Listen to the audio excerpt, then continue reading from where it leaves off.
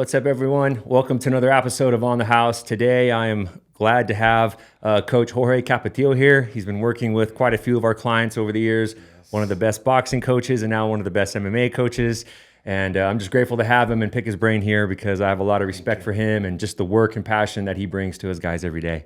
No. It's a pleasure for me, Jason. Thank you for having me. And like you say, we've been working for a few years with some of you fighters, and it's always a pleasure to be around you. And thank you for the opportunity. Yeah, no, it's my pleasure.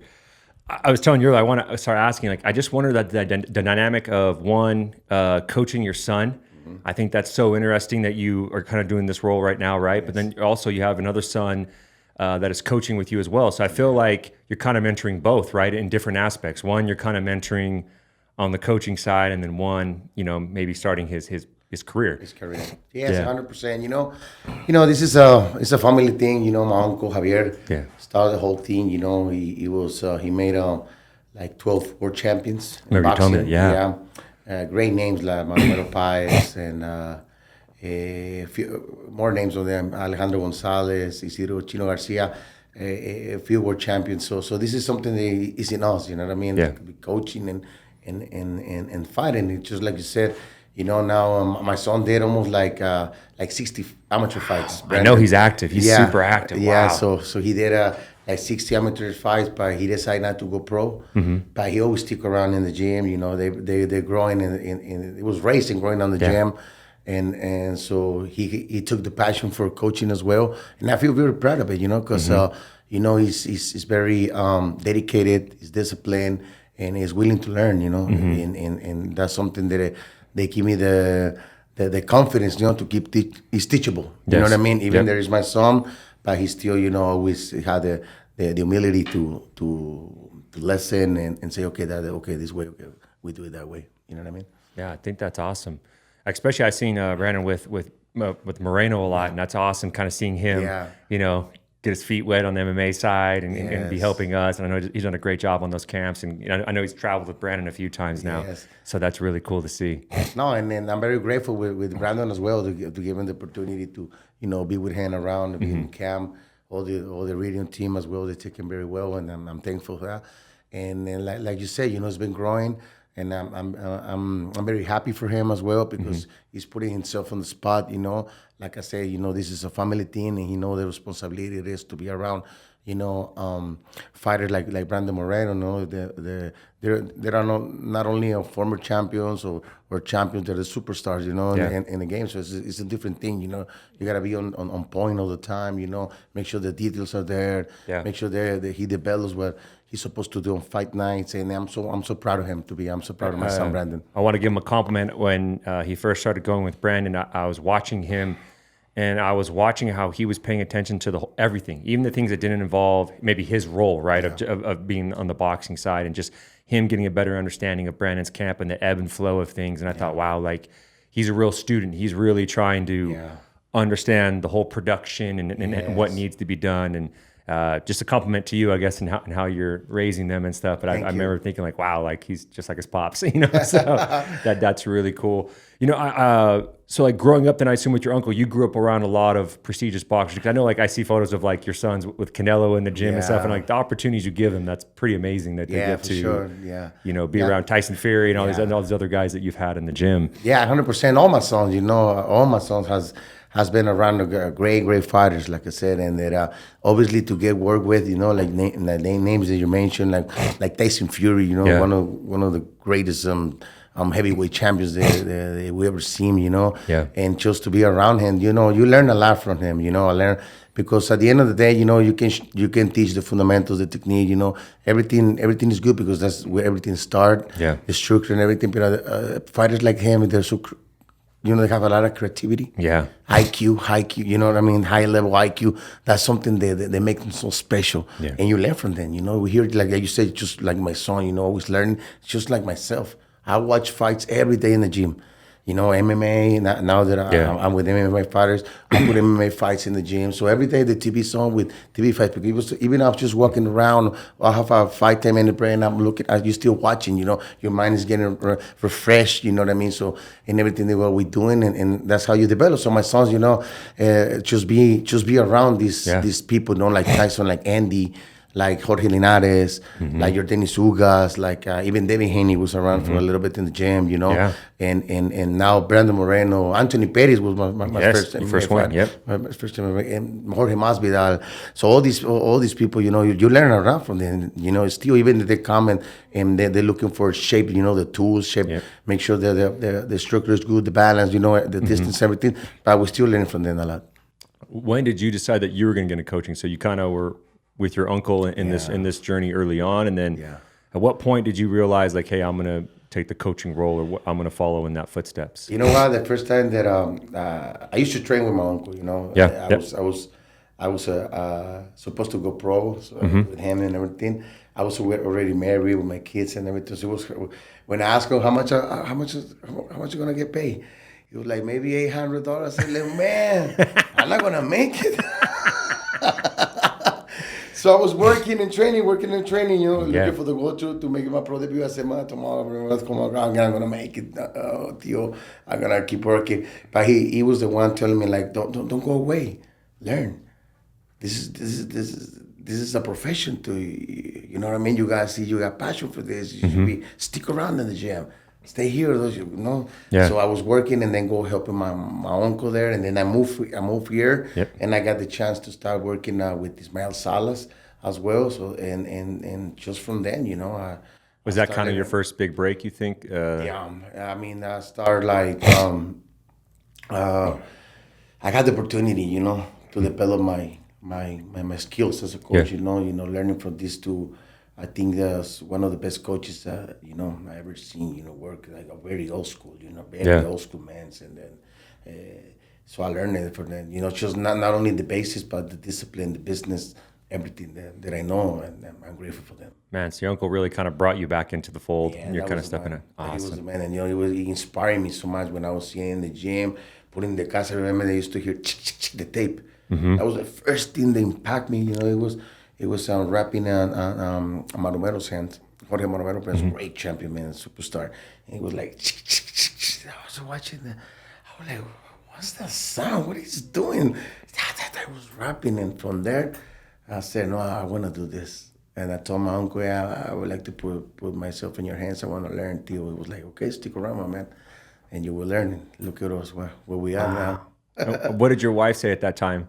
And at the time, she was like, she was happy always for me. She was been a supporter, man. Oh, from day one, wife, man, since day one, you know, and you know, in this country, most of the times, you know, a couple, a marriage, we both work. You know what I'm saying? So she was also supporting me. She was working and supporting me, and little by little, you know, little by little, start getting my own fighters start growing, you know, and until we get the opportunity to get to the big stage and then what do you think the breaking point was when you finally feel like you made it or started getting the momentum and I think because now you're at a point where you're probably turning some guys away, right? You're only working with select. At what point did you feel like, hey? I think after Tyson Fury, that was like my that was it. That was it. Yeah, that was the moment, you know, that I feel that my career take up. And how did you link up with him? How many? How did you link up with him? How did that? We link in the Top Rank gym, and he used to see my work with Linares and a few of the guys, and so he's admiring from afar. You're at Top Rank. You're working with your guys, with everybody. He's like, around, hey, I want you to join my team. I was like, wow, what a bless. He said, no, champ, let's go. You know what I mean? And then you know, I was assistant in anyways. You know, like doing the pads, this and that. You know, wrapping his hands every day, and then he hired me for be a Scotsman as well in the Otto Walling fight and Mexican Independence Day, and he had a huge cut, 47 stitches, and I was and thank God, man, I was controlling the bleed, and from there everything changed. You know, a lot of people pay attention to my work. Put a lot of trust in you because you were there in that moment. Exactly, and then it was before the Deontay Wilder fight. So it was a very huge, important business that was coming up after the fight, and so everybody was happy. You know, ESPN, Top Rank, and Selfie, even me a huge bonus, and everyone. No, it was something crazy, man. Everything changed from there. That's awesome. Yeah. So, like, when you're at Top Rank and you're working with your guys, like one day he just pulls you aside and says, "Hey, coach, I want you to join my team." I was like, "Wow." Were you nervous? You know what? No, not nervous, but I was more happy. Yeah. I was very, very, very, very happy. You know, I can feel like the emotions inside of me, the excitement that I said, yeah, I'm ready for this. Let's rock and roll. That's awesome. Because I was, I have the experience before training Andy Reese before Yep. he became world champion. So, training heavyweights is different. The Yes. rest of the Yes. Very the different. rest the rest of the division. So he knows that I have the experience as well working with heavyweights. So he gave me the chance, and then and we link very well, man, very well. Until this day, we have to text them, call them. We are good friends. We compass like we say to each other. That's beautiful. That's Yes. beautiful. Yeah. And then leading into like Pettis and MMA, like were you hesitant at first? Did Anthony just come up to you and just say, "Hey, coach, can you give this a shot?" Like how was your transition or your state of mind? Because I know the boxing community and MMA community don't always link up properly, right? There Yes. seems to be some Yeah, for sure. But animosity, I guess I'll put. yeah, of course. But let me tell you this: when he linked to me and he text me and said he wants to work with me in the beginning, I didn't know I was gonna be able to help him. Yeah. Because we be honest, I didn't watch too much MMA on that time. Yep. Here and there.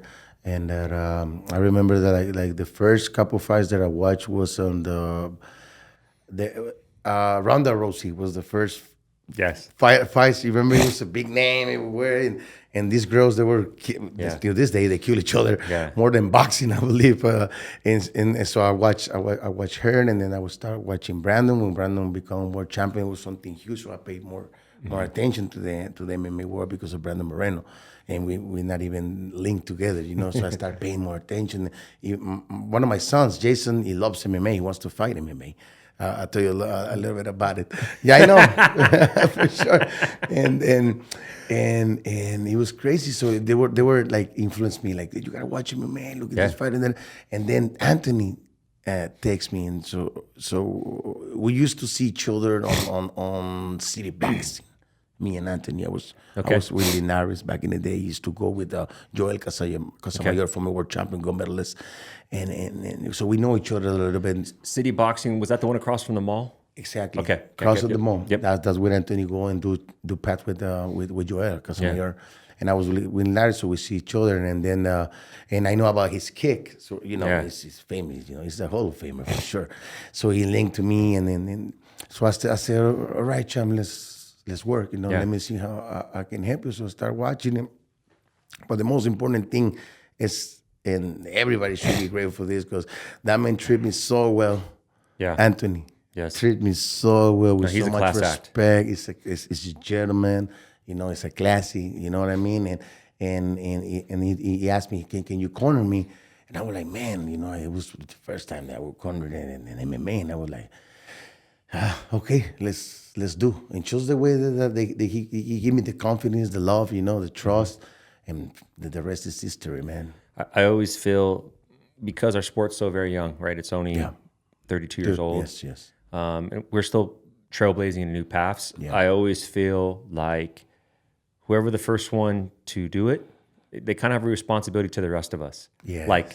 And I feel like Anthony has always been a great torchbearer, right? Yeah, Anthony 100%. is one of the leaders of this business, one of the trailblazers. And for example, if he didn't leave you with a good experience or good taste in your mouth, maybe when Brandon comes, maybe you're not so open to working with us, right? 100%. And so I don't think sometimes we don't give enough credit to those that thankfully Anthony was able to bridge you into MMA. And so I have a lot of love and respect for him, because you were quite a few of our athletes now. And I think, man, a lot of that's due to Anthony. Yes, he's very responsible, to be honest. Because if you champ. Because if it would have been someone that say was late or didn't take care of you or didn't show you respect, the next time I say, hey, coach, you're going to be like, not this guy. Get out of here. Go back to your thing. Yeah. In coaching your son, is it more difficult than, say, coaching other athletes? Yes, 100%. Because to be honest, because I got 4 boys, and they all fights, and they do amateur fights, and then in the beginning I was a little bit more, how can I say, like tough with my oldest son. Like, you gotta do it this way Yeah. and that way. You know, sometimes you're trying to do so roughly with them. You know, because they're your son, you don't want them to get hurt and stuff Yeah. like that. So with Dylan, you know, the time passed and I grow and I mature more. So and I see how I was in the beginning with my oldest son with Brandon and Alex Okay, and, Brandon. Yeah, and yes, Alexander yes, as well. yeah. They both fight, and they decided like Brandon decided to be a coach. Yeah. Alex decided to go to the army. Yep. So they choose different paths. But with Dylan, I said, no, well, this is what I'm gonna do. I'm gonna present to him the sport, and I'm gonna fall in love with the sport, and I'm gonna make him decide if he wants to fight and make it real, or he wants to choose a different path. So my wife told me the same thing as well. I said, you know what? Now this time I want you to let him decide by themselves at the beginning, if he wants to fight or not. And that's what I did. So now that he start boxing and competing, I can tell you that the one he's been getting training to be in his corner in his career is myself. Because, you know, emotions get there, you know, as a parent, is a different thing. You know what I mean? So all these amateurs, you got 70 amateur fights. So Dylan's going to go. He's going pro next year. Yeah. I follow him a lot on Instagram, and I think it's so cool, like the opportunities that he's presented because of you. You know what I mean? It's so cool to see. Like I grew up in baseball, right? And I played college baseball. And so when I used to see like professional baseball players and their kids are on like Dodger Stadium, they're on the field and they're taking batting practice before the game. I feel like to them it's like this is normal. This is what people do. They play at Dodger Stadium. They take of course. So I feel like your son has like such a good experience, right? Like he's there for all of Canelo's biggest fight weeks, and I see him in the gym with all these guys, and he's in the ring with them, and I'm like, he's gonna be like, can you imagine him when he's an adult? He's just gonna be like, oh, this is another day in the office. That's priceless, right? Yeah, like that's priceless. it really is. Like, so I really follow him a lot. He probably doesn't even know it, but I always follow him. I'm like, man, I always tell Brandon, I'm like, I'm real excited to see what Dylan does, because it seems like he's just always like, ready to go, and excited. You know, like you said, it's a great experience, you know, and thank God that we have the opportunity to bring in this type of experience. But at the same time, I think that he earned it and deserved it, because man, this kid wake up 4:45 in the morning, get ready to run. You know what I mean? Listen, he may be there, but I watch him at Charleston with all the big guys running. I've seen. I mean, he's doing all the things they're doing. I mean, he's paying the price. He's paying the price. So got that right. He deserves it. But I just think it's really cool to see like a family business. Yeah, it's so cool to see all of that. And I ask you these questions. I have a nephew, and he's getting into wrestling, and he wants to do boxing. He wants to do MMA, and I don't know. You know what I mean? In my head, I just try to do what you said. I just want him to love it. You know what I mean? Like Brandon Moreno to him is Morgan's dad. He keeps saying, "Oh, is Morgan's dad fighting?" I'm like, no, that's Brandon Moreno. You know what I mean? Like you get it? Like he's Brandon, but so I just kind of let him be. But I always wonder, as a father, I mean, it must be so. Like you said, with your first son, you have to kind of be hard at some point, because this sport can hurt you. It's not like you play basketball and you go home and you lost and it's no big deal. Like in this business, you get hurt. And so I could see where you're like, hey son, I'm just trying to protect you from, but at the same time, you also don't want to. Yes. Sometimes you cross the line a little bit, you know, like you say, you're so strict. You know, you got to do this way. Why you not doing it this way? You got to do it this way. But we just got to let them be, you know what I mean? And make them develop on day by day, you know, daily basis, you know what I mean? And that's what I learned with Dylan, and that's what So next year he goes pro? Yeah. Next year he wants to, and he's done with it. He got 2 more nationals, and he wants to do amateur no more. And like you say, you know, he's just been around so many years doing the thing. Like he wants to do business, and I don't blame him. You know, he's like, I work so hard that I think it's time to get paid. Yeah. What can I do? What can I say? Get yours, son. Get yours. Go do your thing, baby. and is it something where is that difficult kind of navigating the business side of it? I mean, I know there's one side of it, right? You're coaching, you're choosing the right matchups, but also I know there's managers, there's promoters, those things of that nature. You kind of have an idea in your head of where you're going with that, or is that something where? Yeah, for sure. You know, like right now with like with Dylan, there we got in touch with the Canelo team. Beautiful. And with Eddie Reynoso, which I have a great friendship. Yeah. Also with Canelo as well and the whole team. And then, Eddie came to have a meeting with us, and he loves the kid as well. Even he cornered him one time down in Guadalajara. Wow. Yeah, when he That's won cool. his second WBC title down in Mexico, and Nice. and then the Chavez on the Chavez Camacho Jr. on fight in Guadalajara, Jalisco, and he won, and Eddie has I'm very thankful for that, because even he's a big name. Yeah. He got the humbleness to go and corner my son. He was like 9 or 10 years. Yeah, and he got the second title, and from there we linked very well, and he came and showed some love and said that he is willing to work with Dylan and make his career grow. You know what I mean? Expose her and make sure that every dream that Dylan has can become true. And I'm so thankful for the Reynoso and the Canelo team. I think that's amazing. I guess from a manager's point of view, people don't give enough credit sometimes, I think, to the development of an athlete, right? Like you could have a super talented fighter. Yeah. You still have to be extra protective to make sure that they're built. And I think we've seen it both in boxing and MMA, where some fighters are developed properly, some actually hit some speed bumps along the way, right? Like it's very important, they get out of the building blocks properly right out of the gate. They do really well. No, of course, just like you. I think you've been in this business quite a time already, a long time. And you see how you build in your iridium, management, and you can see how you've been experiencing, how you've been growing, and now how you have so many athletes, on top of the line, world champions, UFC champions, one after another, or in the right spot or rank, you know what I mean? So that means that you've been developed a lot of athletes, and you know what? I'm proud of you, because you've been putting in work as well, putting and I can see it close to like Brandon, he's always in a great position. Always fighting 5 rounds, and always trying to put him in the position where he can earn and develop the chance to become world champion. And you give me the first champion. My first UFC champion was my first time that I was in a UFC event was in Dallas with Brandon, and we become world champions. That was the first night. That's awesome. Yeah, I was step in the UFC event, in the venue of a UFC event, cornering in the UFC event. And it was Brandon Moreno after against France. Then we become world champions. That's beautiful. That's something amazing. That is beautiful. That's special, right? I'm like, well, I'm so grateful. I'm thankful and blessed. I feel very blessed. It's amazing how many people Brandon has connected, just in his journey. And I'm always forever grateful, because, he changed my life. We change each other's life. But the journey and the ride has been amazing. I didn't know. I forgot that was your first. Yeah, that was my birthday. I was like, that's a great birthday. Remember, we were at the club after dad. I was like screaming and dancing. I was so happy, man. I'm telling you, I can't believe this is my first event with the first Mexican, world champion, born in Mexico, the UFC.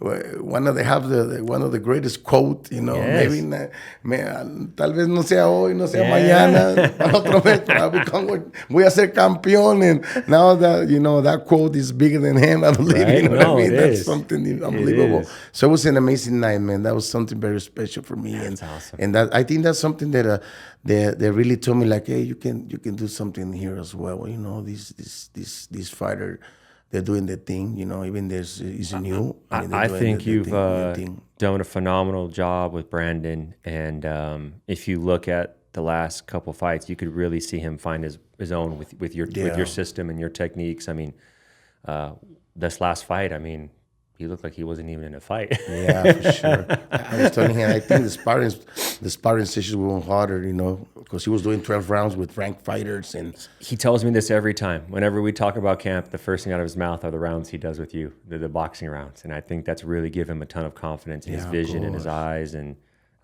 the timing, the distance. That's something, because Brandon is a special fighter. Yeah. And I was telling him that because a fighter, they can counter punch anybody. That means he's in the right range, with the right timing. That's why they call boxing the sweet science, because here we develop distance and timing about one action after another one. You know, in MMA sometimes we got like a little, No, you're right. like a little, interval where the fighters can walk around because the cage is bigger. I think it's 30 feet, right? Yep. The cage, the boxing is 22, 24. And I always feel like, oh man, Brandon is a special fighter because he got good eyes and great counter punching. You know, it remind me like Marquez and like even counter punching fighter with IQ.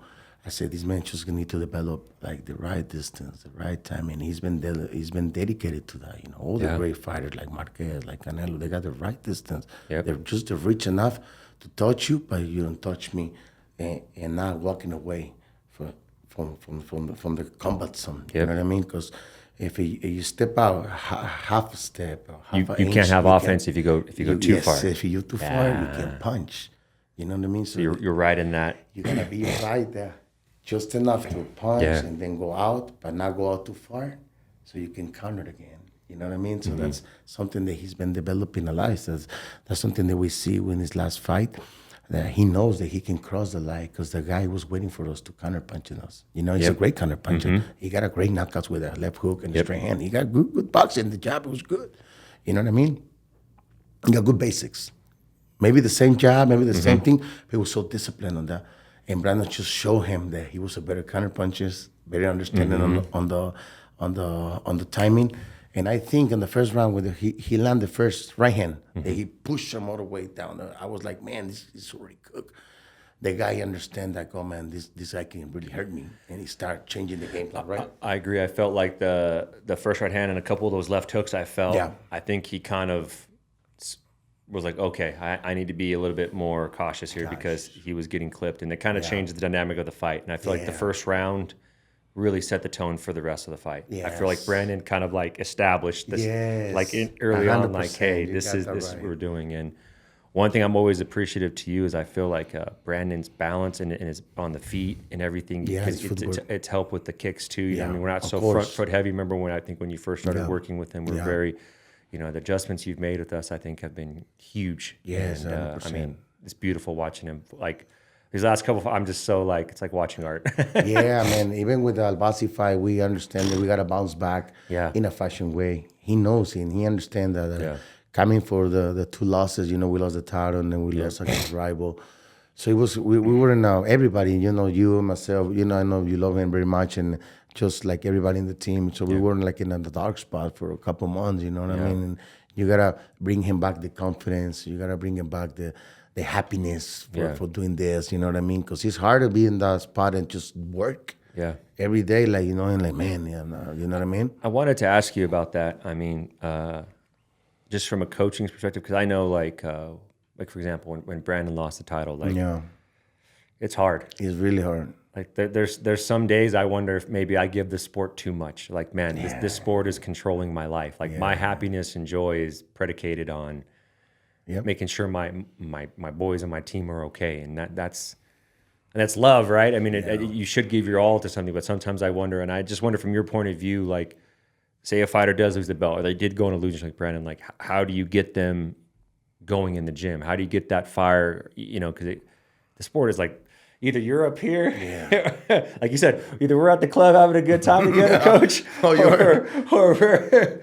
And I just wonder from your point of view, like, what are some of the things that you do with the athletes, or what do you see that works to help them?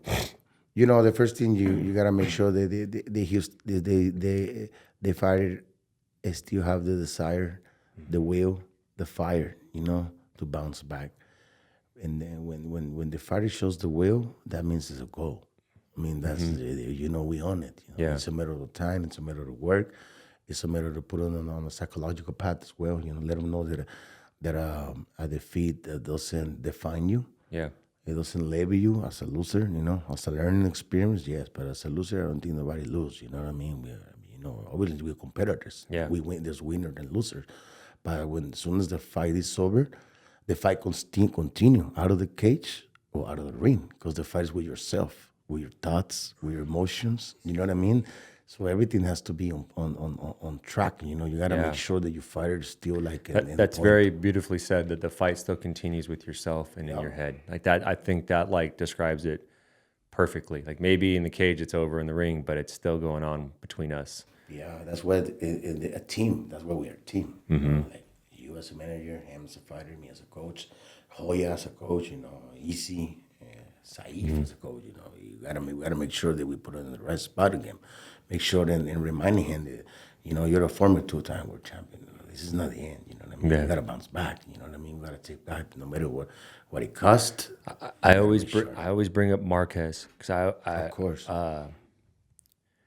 I'll never forget how my family and the people around me felt when he beat Pacquiao that fourth time. Yeah. I'll never forget the joy people felt losing 3 times. Yep. And in the fourth one, you got it. Yeah. Yeah, you got that's You know know, you're like planning something special here. And so, like, I always joke around. I say, Brandon, this is the year of 4s. Yes. Fourth time in Mexico City. Yes. You got it done. 4 times. I like, this is the thing. And I just can imagine Marquez, like the hurdles of 3 times, right? 3 times you go in there and then you sign up for a 4th. Like, what's it like in that camp? And you're sitting here going, okay, I got to get this. Yeah. And not only did you get it, but I mean, like, you stamped it. Like you flatlined him. You stamped it. Like people were like, there's no doubt. There was no judging. You just took him out. To me, I just feel like that's one of the greatest performances. At least in my young life. Yeah. That was something that, like, man, because you and I both know what it's like to overcome like we said, just go those hurdles. Like, dude, you finally beat you slayed the dragon finally. Yeah, of course. Let me tell you this, and it's special that you brought into the table because you mentioned it's the 4th time for Brandon for Mexico City, no? Yeah. And I think will be the 4th fight with Pantoja as well, right? So that's something special, you know what I mean? But yeah, the 4. That's why I want photos. And let me remind you, and it was the 4 with Fiji. Yes. That's what I told him. I said, bro, every time I'm taking photos this year, I'm doing this, dude. Yes, this is the year of. It's true, man. That's special.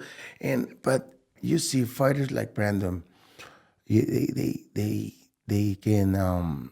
You can see, or Marquez. It was the perseverance. Yeah. You know, the resilience. That's what they make these fighters special. You know what I mean? They have so much resilience. Even they broke, the resilience get them back up. And they remind them, like, you got to keep fighting. It's another day, you got to keep fighting. It's another day, you got to keep fighting. You know what I mean? And look what happened. You know, it was in a spectacular way, fashion way. I think they offered him $100 million to fight the 5th fight with Pacquiao. And he said, no, I'm going to keep this for me. It's for my legacy. That's all money can buy. That was priceless. Yeah, priceless. You couldn't have had a more emphatic finish where you're just like, Like I remember staring at my TV like oh my gosh. I remember Marcus would drop him, I think in the 3rd. Yeah. Pacquiao came over him, broke his nose. He was not breathing well. He was just standing there, waiting. He jumps, and he knows that what was going to happen. But he just let him boom, straight in, knock him out. And you can see the freedom, the joy, the liberation, liberation, happiness. They said, I mean, I made it. I told you I was gonna make it. I told you I was gonna make it. And making let us know that everything is possible and it's true. That's what I have so much confidence in Brandon. You know, he was gonna be. He will be 3-time world champion from the UFC. Maybe the first one, I think. But I think you're right. You know what I mean? And that's the resilience and I'm pretty proud to be part of this. I mean, Brandon's whole story is yeah, right? I know. That's nothing new for him. Man. Yeah. No, that's amazing. Yeah, I always wanted to bring that up to you too. Like I feel like, man, it's the year 4 as far as coach. We got all this going on, you know, and I just try to find a positive outlook on the whole thing to kind of, tell Brandon and just keep it in the right minds, you know. For young people trying to get into coaching, like what advice do you have? I mean, because I feel like you're very self-made. Like, I mean, coming here, starting your gym, everything you've done. I mean, it's so impressive. Like, what are some lessons you'd give to a young man, like trying to get into the coaching scene? You know what? The first thing that I would say that is have passion for the sport, and then and get the resilience to continue learning. You know what I mean? Because in this game, you know, you win. You know, like you in the beginning, you know, not everything is rainbow. You know, you grow a little bit and then you're back again. Yeah. And you grow a little bit and then you back in, and it's a matter of the thing until you got breakthroughs, right? They draw, you can feel it. You know what I mean? You're growing. So for everybody, that you just perseverance, and then humbleness to learn. Even myself, I'm very humble and I'm still learning. I'm still learning every day something new, or refreshing my mind. So I, like I said, just be grateful for the day, that you have to work and just develop your craft. Believe in yourself. Believe in God. Have faith, and make sure that everything you do with passion, 100% passion.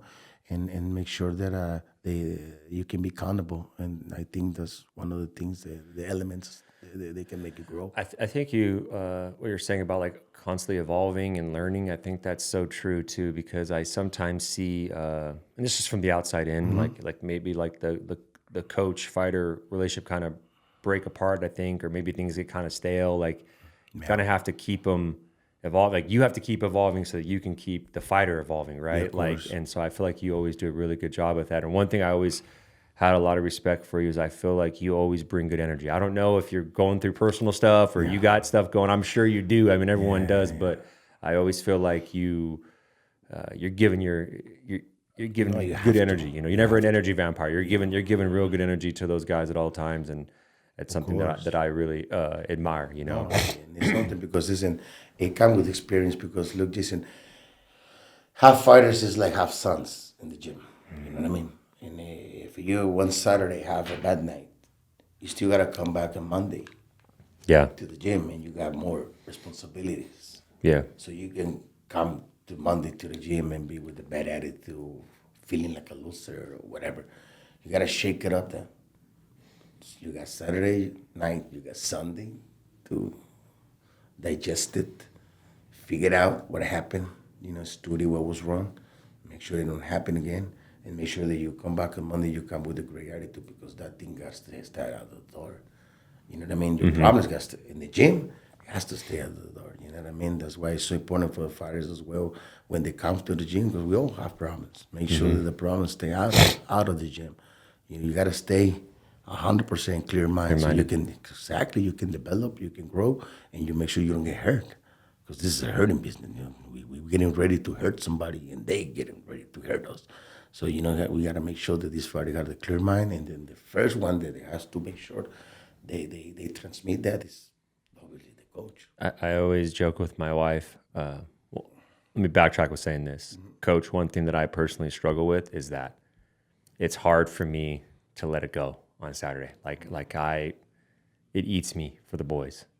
Of course. It's hard for me to, it'll break me sometimes. And I try and tell my wife, I truly believe we do fights on Saturday because we know Sunday's God's day. And it's almost like a palate cleanser where you're reminded, look, my life is good. I have my health. Yes. I have my family. Exactly. To even be in the locker room with these guys, enjoying these moments. I'll be completely honest, Coach, when Brandon lost the title, I was so devastated, partly because I thought maybe the ride was over, the camaraderie, the journey, but it's not over. It's just that's just my youthfulness. That's me growing up, and you're going on this crazy run with this fighter, and I just didn't want it to end. Coach, hanging out with you guys on fight week, and for sure. I love all of it, man. The weight cut, I just passionate about man, I would do this for free. If you gave me 3 meals a day and a place to sleep, I would, man, I love it. And so I think sometimes it's where I struggle with when the losses come. It's just hard for me to digest it, to let it go, and it makes me feel better that you kind of deal the same, because sometimes we're very similar. I have other clients, I have clients fighting this weekend. I got to get back on the horse. They're counting on me, that's what I'm saying. I remember one time in 2017, I flew all the way to Scotland for a fight. And my client lost, and at that point, I knew he's probably cut. And so I was just devastated. I was just in the room pouting, and I was just texting my wife, and who was my fiance at the time, and just feeling sorry for myself. And she said, Jason, she said, Sean or Mick are probably downstairs in the hotel lobby, the matchmakers. You need to go down there and stop feeling sorry for yourself. 100%. And I'm like, okay, whatever. So I go down there, walk up, and Sean's like, hey, do you have a girl? I need a girl for this fight, 150. and making like 2 or 3 fights that were pretty big fights for the company at the time. You know what I mean? And I remember thinking, oh damn, my wife was right, because I wanted to just be in the room, leave me alone. I don't want to talk to anyone. I just want to eat my comfort food and be like left alone. I know. But this is something that I always teach my sons, like, and people that are around me, and say, listen, there's many situations, circumstance, problem, they're out of hand. But one thing for sure that's in your hand is something that you can switch on off is your attitude. That's in you. You know what I mean? That's something, if you, no matter what's going on in your life, or what happened on Saturday night, no matter what happened in camp, whatever, you just gotta switch on your attitude and 100%. You know what I mean? Make sure that they can feel it, that you're there in spot. You know what I mean? And that's something, you know, that they help you. You know what I mean? Just a matter of attitude. You know, make sure that you're in the right attitude. If we all get hurt, you know, this business, they only hurt you physically. They hurt you emotionally as well. So we gotta make sure that we're on point on that. Make sure that, like, you got more clients, like you said. There's people counting on you, waiting for you to give them the best, Jason. You know what I mean? And I think you've been doing so well, man. And like I say, I'm happy and proud of you. You know, you've been growing a lot, man. Look at what you've been building, and look at all these fighters. You know what I mean? Like many world champion, like Brandon Strickland, and a couple more guys that you crowned, and that's so cool, man. You know what I mean? So that means that there's more to come. You know what I mean? You just we gotta shake it up. Yeah. You know what I mean? Let's go full forward. Let's get this third title, and we're coming. It's just like I think you're right, because you just have to focus on, like, I had to tell myself this weekend when we lost the title fight, and I was like, man, I came here. I think God put me here to serve and give to these young men, to help change their lives, right? To give them and I know you do. I mean, you've changed many young men's lives. They come into your gym and they've achieved a lot of success. And I think sometimes we can't lose sight of the big picture, right? Like, it's like you're so focused on this one fight and this one. It's like Figueiredo, right? We focused on Figueiredo for like 2 years straight. You know, it's like 3 years. It was like I just could not stop thinking about it. And at the end of the day, you just have to be like, man, like, and we're accomplishing the main goal here. Like, these guys are, you know, was it Tyson that said, like, boxing is the only sport you can be born a peasant and die a prince, or something that he said, you know, like, and it's like, dude, it's the truth. Like, in our business, we can really change lives if we do it right. Exactly. I mean, listen, just to give a young man a purpose. Yeah. He's in the other side. You know, when you give a man a purpose to live, you know, you change the whole perspective of life for a young man. From that to change his life, you know, in a better emotional path, you know, and in a better financial way, in a better emotional way. I mean, there's many elements that they change, you know, because discipline teach you, know, to become a better man, a better person, you know, a better human being day by day. Even we all make mistakes, but at the same time, you're conscious of what you're doing, and discipline get you back on track. You know what I mean? So just for that, you know, we helping the people to get a good purpose. I think we're winners. You know, everybody's a winner. And like I would say, you know, a defeat doesn't have to define you. You know what I mean? It doesn't label you. It's just a process. Yeah, you gotta process this. Just like you know, you just like you mentioned, you know, this last Saturday, you know, and we see the two stories. Now, one the sad story, and the other side, you know, how he was on the dark place. No, I think Volk lost two fights in a row. Yep, and I think he got knocked out by Tupuria, you know. So just to overcome is amazing. It is amazing. You know, props and respect for the champ, but for Lopez, he's a young man. He's talented. Yeah. He's so strong, and I truly believe he's gonna become world champion. You know, it was in this particular time. Maybe it was not a matter of time; it's a matter of experience. Yep. But they will give him the experience, so the next time he get the chance, I truly believe he's gonna take it. Yeah, and I think that's the perspective you need to keep, right? You need to always keep that and never lose sight of that. And I try to tell myself, you know, 2 years ago he wasn't in the UFC and he didn't know where, and you know, now what is that? Yeah, you know, so you just have to do checks and balances, I Yeah. guess, in your own mind, and make sure you don't start going down that, like you said, going down that dark place and going down that dark rabbit hole. And just focus on the positive things, you know. Exactly. You gotta put in the positive things, you know. What is this gonna bring me? You know, Yeah. experience. yeah. One thing I want to ask, what I was going to ask earlier is so when you're at your uncle's gym and then you come here, did you start off at various gyms? Like, what was kind of the process in starting your gym and getting that going? You know, I was very blessed to start on Top Rank Gym. You know what I mean? I started working there.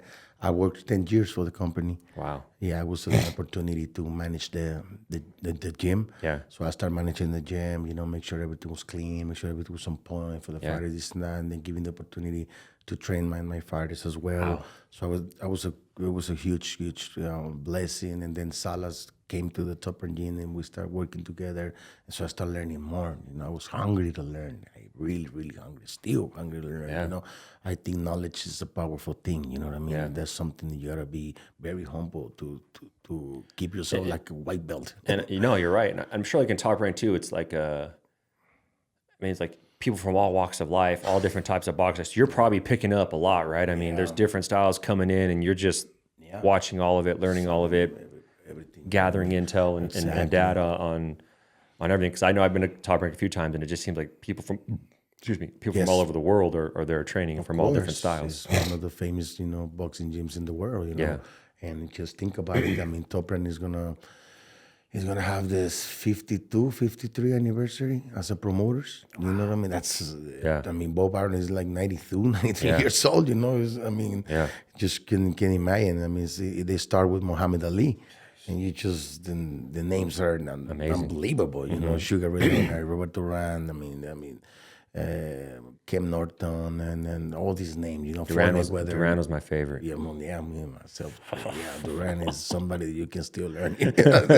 I watch these fights on Duran almost every day too, because he's a great talent. He's a great man, great champion, great persona. And so from Top Rank, then you kind of And then open I up. started building. my Beautiful. saving, and then when Tyson came up, everything changed. You know, everything changed. You know, everything changed.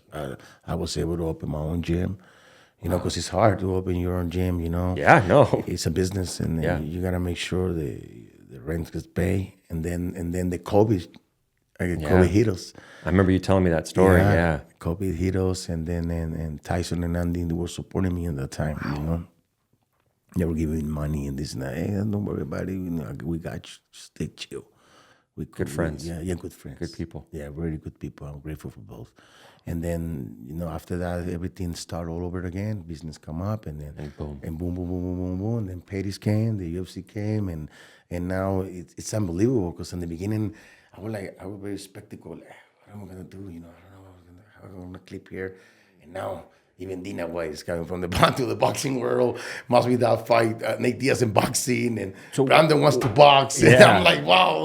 You know? What are your thoughts of Dana and Turkey joining forces? Like, how do you think is that gonna change boxing? What are your thoughts on that? Well, obviously that's kind of a little bit of a tree shaker, right? Of what they're. Well, I think I mean, boxing has been a structure for years. You know, like you say, I mean, MMA has 32 years old. I mean, boxing got more than 100 years. You know, I mean, that's something unbelievable. But it's good for business because, you know, just to watch a different path. You know, and they're trying to make a league. You know, less divisions and stuff like that. So it's gonna be fun to watch what are they doing. You know what I mean? But at the end of the day, as long as it's business. It's another door to knock, you know. It's another way we can go into business. So it's good for everybody. It's good for the fighters, you know, because monopoly is bad, you know. When somebody's like, you know what I mean. Like back in the day, I remember it was only HBO and Showtime. So if you don't fight in one of those two networks, you don't make no money, no money. You know what I mean? And now we got different networks, we got apps, you know what I mean, and more promoters. And Jake Paul came in and brought a lot of YouTubers and this and that, but bringing more fans to the boxing scene. and now Dina White with Turkey Al-Sheikh doing this league. That's it's amazing for me. It's good, It's a good Yeah. business. As long as it's business for all, it's a good business. I agree with you. I mean, either way, there's an interjection of more money into the sport, which means more money for the athletes. Exactly. And I agree with you too. I think if it becomes the same couple players, you kind of need someone to shake the tree and kind of bring new market rights and to force these other promotions to kind of either pay more, or if it becomes bidding wars, right? If these bidding wars continue, it's only going to be good for the athlete. Yes. Or now this is they're gonna push now the Dina Turkey and Dina, they're gonna have the league. All these promoters, they're gonna have to make the big fights. Yeah. You know what I mean now? Because before politics were like top ranked, who wants to do business with PBC. PBC also wants to do business with Golden Boy. Yes. Matchroom. Yep. So it was a thing. They just my stable fight with stable and top rank. And now with this competition, I'm telling you, it's very good. Because now it's everybody's open and make sure that these promoters still alive. Yeah. Competing with Dina White and Turkey, they're gonna have to make sure they do the fights that everybody wants to see. It's funny. I was wondering too. I'm like, man, I wonder if Hearn and De La Hoya and everyone will start playing ball a little bit more together because they're understanding that, hey, there's some new people in town. Yeah, this is business. At the end of the day, like with Mayweather and Manny Pacquiao fight. It takes maybe 7-8 years and forever to make it happen. So when that happened, you can see there's amenity between PBC and Top Brand. It was out of the window. Why? Because even though the networks, because it was HBO for Manny Pacquiao and Showtime for Mayweather. For Mayweather, and you can see even the networks got together, the promotion got together. Even I believe Jimmy Leonard announced Floyd and Michael Buffer announced Manny Pacquiao. So you can see the real business. It was some point. We got our announcer, we got yours. So everything was like, can you believe that contract? Yeah. Like we got these. It must have been super detailed. Super details, And I think that one of the things that was very important was who's walking out first. Yes. Can you believe all those details at the end of the day? But it mattered, Yeah. Because show who's in control, who's the A side, who's the B side. So you know what I mean. So without other than say, we can see like business can get everybody together, and I'm happy for the athletes, man. Because we have so much talent. The sport is growing. More opportunities for them. More opportunities, and hopefully better pay. And hopefully better pay, and I can see the UFC fighters as well. They in some point of their careers, they wants to try boxing. Oh, Brandon does. We know that. Yeah, that's what I'm telling you. Tupuria looks like he wants to box too. Yep. You know what I mean? He got a great balance, good talent. And I think O'Malley got a good. This is a few guys. Even Strickland got good hands too. Yep. He can box for sure. And I think that's going to create some new opportunities for everyone. And I always go back to the golden era. It was like Hagler, Duran, Hearns, Leonard. That was the golden era. But they all fought each other. Yeah, that's what I'm saying. And I feel like we have to get back to that you know what I mean? Like to really, I think one thing the UFC does well is because we're all one league, like the best. Like you're gonna get those fights, and I'm hoping this will help with boxing. Because sometimes, like you said, it gets stalled out a little bit sometimes, and it's like, man, come on, guys, like this is good for the sport. Like if you look back to those four, they really carried boxing to new heights during that time frame. And but the weight classes were pretty. There were not too many divisions on the time. It was only one world champion, all interim champions, and so it was hard to become world champion back in the day. It's just like in the UFC, it's so hard to be ranked. Yeah, it's hard to become the number 5, then 3. You know what I mean? Just become rank number 1. I think you already achieved something big in the UFC. But this is something very special from the UFC. They brought to boxing as well, remind to boxing as well that.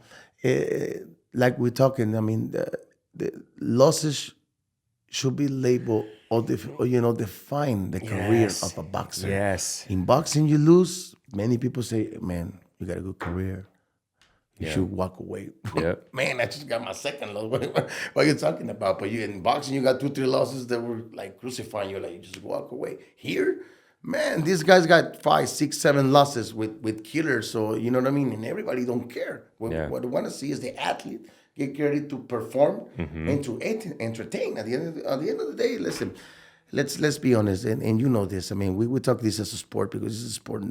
The guys have this sportsmanship, you know, and we should have it. But at the end of the day, this is a business, and we entertain people. You know what I mean? Yeah, we entertainers. I think you're right. I think boxing needs to let go of like, hey, if they lose once or twice, I think that'll allow them to have more stars, more pay-per-view money, because you're allowing these guys to still, you know, headline these cards or get these big opportunities. Because I know, like, you know, in boxing, they have to be 18, 19, 20-0 before they even get like a sniff at anything that's like the real big fights. Yeah, or the projection.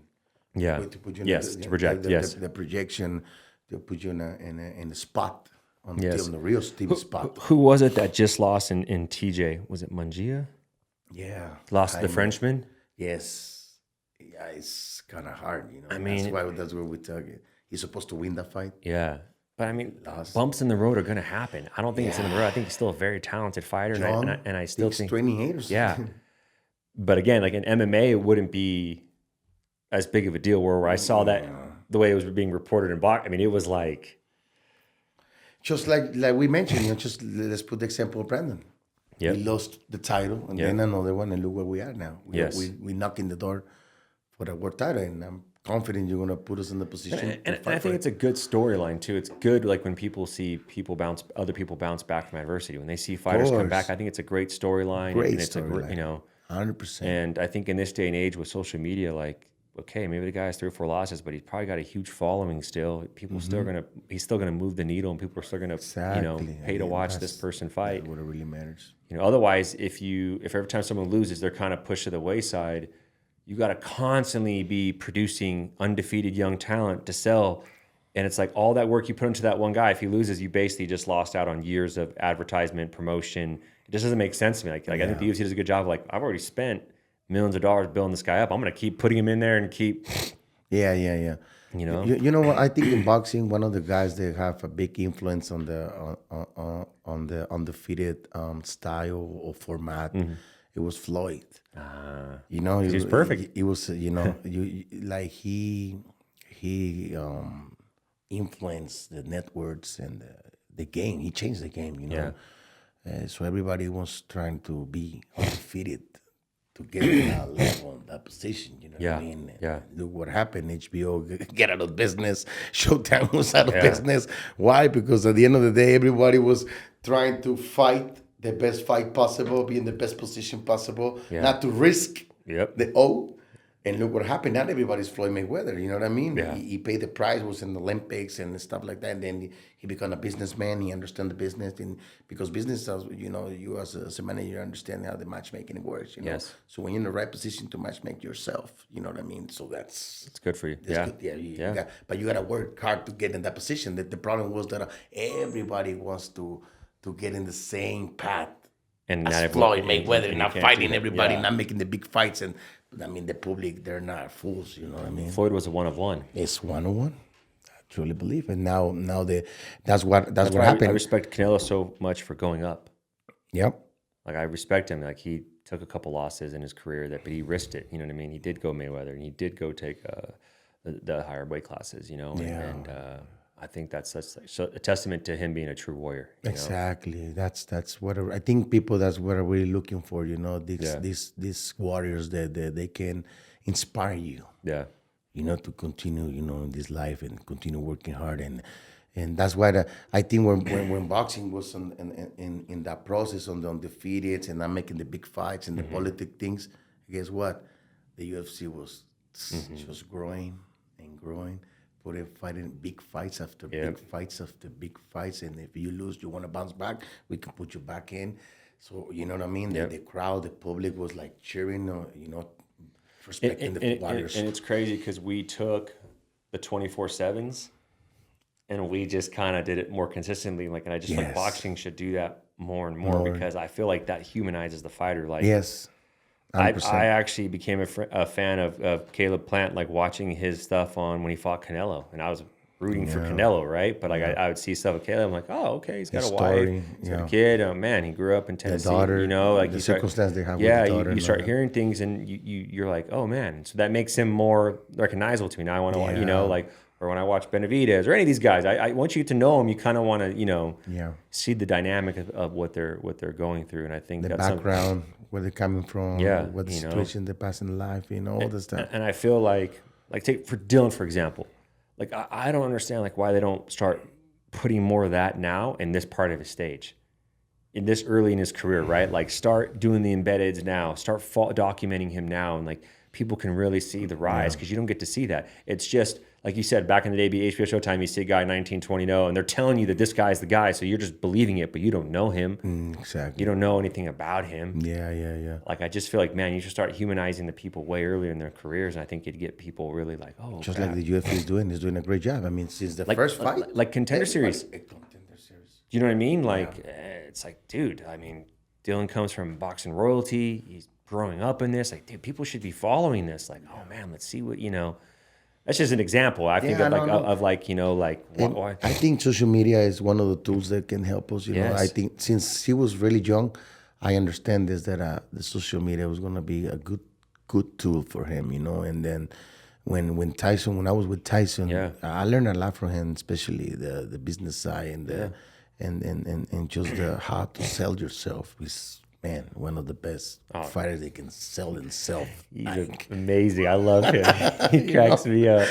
You know what I mean? And he make me understand, like, you know, like he always told me, the most bomber and platters, the better. Yes. Yes. I say, yeah, you got that right, champ. You know, you got to make sure that you sell yourself. Otherwise, who's going to pay attention to you? Nobody. Yeah. You know? No, I think it's true. And like I said, I'm real excited to see how boxing develops these next couple of years, of all these changes and all these things that are happening. And again, just the development of younger fighters, because the next generation, they're going to have that social media platform right there for them. You know what I mean? They're going to have a lot of... In boxing, they don't use it too much. You can see world champion with 70,000 followers. You're like, bro, you should be posting, visiting, I don't know, podcasts, this and that. You gotta make sure that you work a little bit on your image, because at the end of the day, you know, you're an image that project themselves. I tell the young fighters, I think it's like the good habits that'll give you success inside the ring or the cage. You need to have those good habits for business as well. Yeah, I need to have a plan on what I'm going to post, a plan on what I'm performing, what companies I want to work with, and start aligning early and getting that going. You know, I mean, I love seeing you work with the brands you're working with now. You know, I love that. It makes me so happy to see. Thank you. You deserve it. You know, and you know. But that's what happened when you know, when you understand and you're using these tools on your benefit. You know what I mean? At the end of the day, if you just focusing and just scrolling and stuff like that, I mean, you're just consuming somebody else's product. But because think about it, when you and I were growing up, the TV was the first line of entertainment, right? Yeah. And then the radio was background noise, right? Yes. The radio was kind of, well, now the TV's kind of the background noise, right? And the phone is the first line of entertainment. Yes. And if you're watching TV, Coach, there's no commercials on Netflix. Yeah, there's no advertisements on Prime Video. No, yeah. So everyone has to go here. Yeah, it has to. So all these kids' pages is like a channel in itself. It's like, man, the more content you produce, the more people want to see, then people will pay to put little commercials on your page. Yes. That's really how you have to look at it. And you have to explain it to people like that, because they're like, I don't know. I'm like, man, it's how you get paid. It's very important. And then just put... and it helps you to project yourself and push in a good position to get sponsorship, make sure that everybody know. And Brandon can live off what he posts. I know. You never have to fight again. The offers come in, and I'm just like, God bless Brandon Moreno. Yeah, right. I'm like, so, good for you, man. Exactly. You know, but he deserves it. He's earned it. You know, but it's just coming to a point you just want to educate. You don't want these young fighters to leave anything on the table. I want them to get everything, because once you have that following, say Dylan builds a 5-6 million following, right? The rest of his life, he'll have those opportunities to get paid to do those things. The day he dies, cool, just made my money on that post, you know, like. Yeah, it's true. Those are the things. That's the things. Those are the little things they change the game. Yes. And then we all need to understand. And then me as not as a coach, but as a businessman as well. You gotta grow in this. Yeah. You know what I mean? You gotta like somebody told me was like, yeah, I learned this from. I love this lady, boxing lady, Angie Jackson. I call her my mama because she teach me a lot on the boxing. But said, listen, son, you gotta know the game, play the game, and beat on this game. You gotta make sure that you know the game. You gotta make sure that you play the game, but you gotta make sure that you beat on the game. And I said, man, it's true. You gotta make sure that you understand where we're stepping in. Not only the technique side, the fundamental side. You need to understand the business side, and you gotta put it all together. That's what we come with experience. Just like you, like myself. I just grew up my gym. Now for my program, I'm gonna start turning pro my amateurs too. Yeah. So I'm doing the management company. I Nice. start my management Beautiful. company. So everything has to grow. Yep. Everything has to grow, but you need to understand the tools. You need to understand the game. You need to the day by day, basis what it really is working. Yep. And I truly believe one of the biggest examples is the UFC. I've been learning a lot from the UFC, just to be around the UFC, how they project the fighters from the Yes. media, everybody in the UFC has so much following. Yeah. Go to the boxing side. Not many world champions have the following, or maybe a prospect or contender from the UFC have. So something is missing, and what is missing is I that. think Diego's gained 120,000 followers now. I mean, it's like crazy. And it's like a blessing. It is. You look at it and you're just like, man. Even my own following base, it grows so much in the UFC. Yeah. Believe me, a lot from Pettis, from Brandon, from Masvidal, from everybody, the Lazy Boy. I mean, it grows. The people follow you in the UFC. I mean, it's crazy, but these people love to see the fighters, the content, the people around the fighters, and they follow you. I think one thing that the UFC does well is just it's consistent. Every Saturday on ESPN, you can watch fights. Yeah. I feel like we're boxing. Remember, it was like on the wide world of sports, and ABC did it for a while. It had consistent. Yeah. And I feel like now it's getting kind of moving around a bit, and I think like that's where if it gets settled in, I feel like I said, Showtime and boxing, those were like pillars growing up. I mean, I don't know how much I spent on pay-per-views for both of those companies, and now it's changing. I know DAZN or those other brands are coming in with their stuff, Exactly. And I think that's the key. I think the UFC, they're not only build. They don't build records, but they make sure they build stars. They make sure who's the next McGregor, the next George, the next Brandon Moreno. So they're looking for the next star. You know what I mean? Or the great contender. So and I think in boxing it's more about the record. They building more the record, and they're forgetting about like just you mentioned, the image of the fighters. You know what I mean? I think they need to focus a little bit more, work more a little bit on project these young contenders, these young fighters, and make sure that they expose them a little bit more on the platforms or they go to podcasts. I don't see many boxers go to podcasts in the UFC. Man, everybody busy in podcasts. And that's why I feel like, again, go back to your son. I feel like it's such an uncharted territory. Like he could really go out and evolve everything out, right? Like if he came in and he was gunning the podcast, gunning social media, gunning his YouTube page. I mean, by the time he's 8, 9, 10, 11, 12, I mean, he'll already be moving. It's not like he's starting to like be 20-0. Now he's starting, he'll have so much momentum. Exactly. Right? And he'll be evolving, and he's been exposed to UFC. He's been exposed to everything. So like hopefully he adapts and he's like, man, I can be a trailblazer of sorts, and I can really put this together differently. And when Dylan was like 5, like 6, 7 years old, I used to tell reporters, like, go interview him. Yes. I'm not looking for you to put the video, but just on practice. YouTube. Yes. And I will send them. Go ask him questions. So I start developing this, the way he needs to spoke. Yes. And let me tell you this, you should invite him. Okay. He's a smart guy. Yeah. You can see like it's him Joe on. Jung, but you're gonna be surprised because he's a student of the game. Not only he loves the UFC too. Let me tell you this, he knows of a lot of fights. You're gonna get surprised. Yeah, believe me. I'm gonna tell you. Let me know. I always follow him. I'm real excited to see his been following him all these last few years. I'm like, man, I can't wait to see what this kid does. 'Cause I feel like whatever it is, I feel like he has. I feel like he's gonna go do some. Yeah, some things bring in him his here. world. Bring him. You're gonna get surprised, and I'm pretty sure you're gonna be one of the first podcasts they invite him before his pro debut and There you stuff. go. I'll do that. I'm telling you because everything's been planned. Yes. Everything's working day by day. Coach, you've done a wonderful job with him, and that's why I have so many questions because I want to learn from you. I think the way seeing his genuine passion for the sport, seeing how you keep him disciplined and the work, like it's hard.